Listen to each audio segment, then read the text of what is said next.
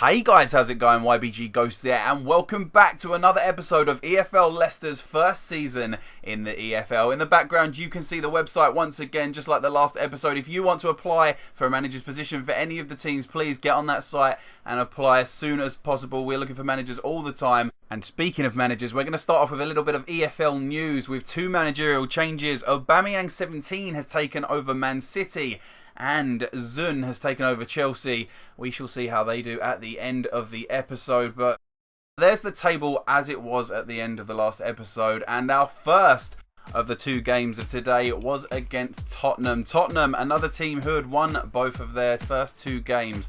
So this was an early clash of one of the sort of title challengers, as it were, at the moment. With a lovely cross in the 8th minute, we nearly got our first goal, but Tottenham responded well in the 15th minute with Reina having to pull off a lovely save there to stop them from going 1-0 up.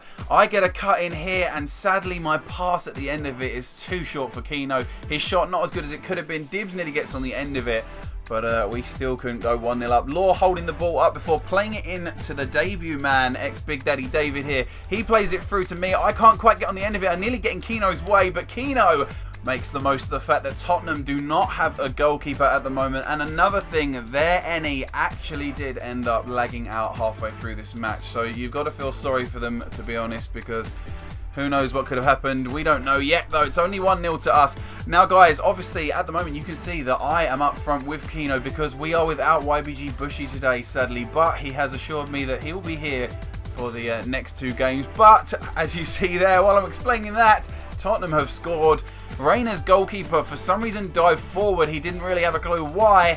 And to be honest, we understand it. I mean, goalkeeper is one of the hardest positions to make. If you mess up when you're out on pitch, you know, you can make a small mess up, or the game does something to, you know, effectively ruin what you're trying to do. It's fine because you just, you know, you might lose possession, you don't lose a goal. But being a goalkeeper and doing it it's so unfair.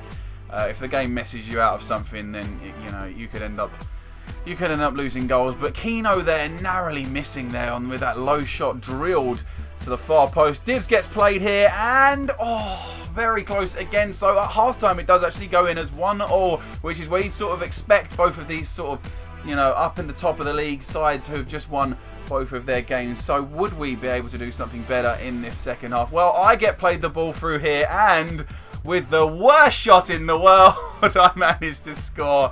That is a goal that you would be certain that a pro keeper would have saved. Tottenham, you need to get yourself a goalkeeper, because otherwise pillocks like me are going to be able to take stupid shots like that and score goals. That's my first goal for the club, and it's not one I'm very pleased of, to say the least. I did mean to kick it much more near post than that, but let's blame it on FIFA. Me cutting in here. Look, I can do this. This is fine.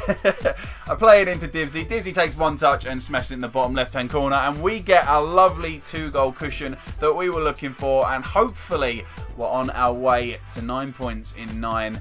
Dibbsy Doodah getting his first goal for the club. And was that going to be the end of the scoring? Well, in the 67th minute, Keno gets played down the wing. He plays it down one more to me. I lay it into Dibbsy Doodah, who has got nobody around him, and just slots it in near post. A nice little finesse there near post, and gets his second goal for the club. So he hadn't scored before today, and now he's got 2 and was on a hat-trick. Is it going to happen, guys? I don't know. I'm not telling. Anyway, 4-1 was the score, and Tottenham made another mistake here, allowing me to take the ball off them, and I play it through to Keno, who is on for his 4th goal of the season, and of course he makes it against that AI keeper. I do, once again, I'll say I feel very sorry for Tottenham for the fact that their NE got kicked out, but they need to secure a keeper to stand any chance in this. I mean, it just makes it easier for us. You don't have to think against these AI keepers. We play against millions of them in the week. Anyway, the 5-1 scoreline did not stop Tottenham from carrying on with their attacking. Very close there, curling it just around the post. But then in the 84th minute, Fox can't quite get close enough. And that is an absolutely lovely goal, to be honest. Probably the goal of the match against a pro keeper as well. What a belter. So there we go. At least they go out with a fantastic goal.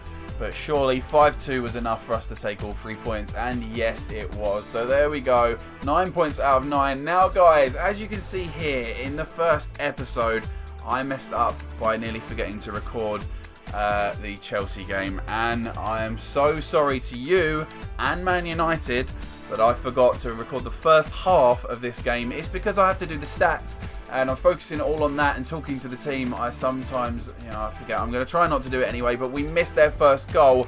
As you can see, look at that save by Reina. Very close to getting a second, but their free kick, right? This free kick here, what a brilliant save from Reina. They scored a goal pretty similar to that in the first half. The free kick was just out of shooting range. It got crossed in, as we see them get their second here, and it's just in front of Reina, and they head it in. So 2 headed goals. That one there, as you can see, so I explained earlier that sometimes goalkeepers just, no matter what you press, nothing happens, and that is one of them. Reina could not believe what had happened.